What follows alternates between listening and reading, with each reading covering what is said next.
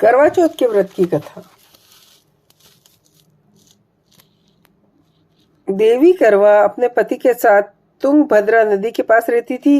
एक दिन करवा के पति नदी में स्नान करने गए तो एक मगरमच्छ ने उनका पैर पकड़ लिया और नदी में खींचने लगा।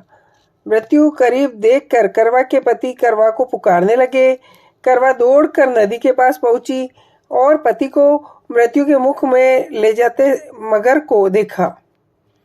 करवा ने तुरंत एक कच्चा धागा लेकर मगरमच्छ को एक पेड़ से बांध दिया। करवा के सतीत्व के कारण मगरमच्छ कच्चे धागों में ऐसा बंधा कि टस से मस नहीं हो पा रहा था। करवा के पति और मगरमच्छ दोनों के प्राण संकट में फंसे थे। करवा ने यमराज को पुकारा और अपने पति को जीवन दान देने और मगरमच्छ को मृत्यु दंड देने के लिए कहा। यमराज ने कहा, मैं ऐसा नहीं कर सकता क्योंकि अभी मगरमच्छ की आयु शेष है और तुम्हारे पति की आयु पूरी हो चुकी है।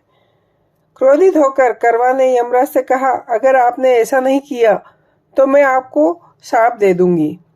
सती के शाप से भयभीत होकर यमराज ने तुरंत मगरमच्छ को यमलोक भेज दिया और करवा के पति को जीवन दान दे दिया। इसलिए करवा चौथ के व्रत में सुहागन स्त्रियां करवा माता से प्रार्थना करती है कि हे करवा माता, जैसा आपने अपने पति को मृत्यु के मुंह से वापस निकाल लिया वैसे ही मेरे सुहाग की भी रक्षा करना। करवा माता की तरह सावित्री ने भी कच्चे धागों से अपने पति को वट वृक्ष के नीचे लपेट कर रखा था। कच्चे धागे में लिपटा प्रेम और विश्वास ऐसा था कि यमराज सावित्री के पति के प्राण अपने साथ लेकर नहीं जा सके।